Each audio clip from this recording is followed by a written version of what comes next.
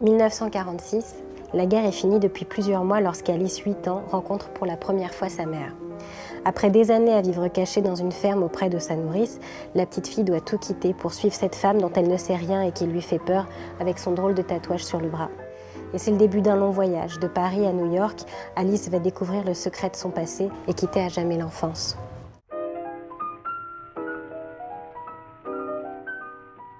Lorsque sa mère vient la chercher, on part avec elle à Paris, rue Pavée. Et très rapidement, il va se passer pas mal de choses. Alice va devoir partir à New York, aux États-Unis, où là, encore une fois, c'est soi-disant le rêve américain, mais on va vite voir que le rêve, ça reste un rêve. Et on va terminer par le voyage, je dirais, intérieur, qui est lorsqu'Alice va découvrir le secret de son histoire.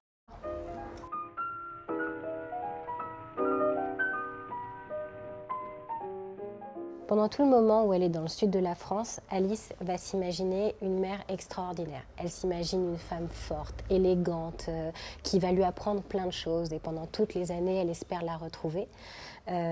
Sauf que lorsque Diane se présente à elle, c'est un choc. Diane, elle est affreuse, elle est toute maigre, elle ne parle pas. Un des personnages très importants de ce livre, c'est Vadim, l'oncle d'Alice, qui est un grand photographe, reporter de guerre, qui s'est blessé lors du débarquement et qui est devenu aveugle. Donc c'est un peu la désillusion incarnée. Pour lui, toute la vie est noire et lorsqu'il va rencontrer Alice, ça va complètement chambouler ses habitudes, chambouler sa façon de voir. Il va se caler dans les pas de la petite et apprendre de nouveau à prendre la vie telle qu'elle est.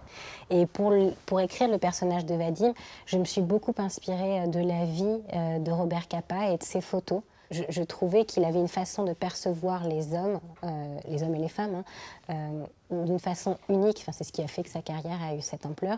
Et c'est ça que j'avais envie de donner à mon personnage. Cette histoire, elle est tissée de 1001 histoires vraies que j'ai pu entendre, que ce soit dans mon entourage ou dans les gens que j'ai pu rencontrer dans ma vie.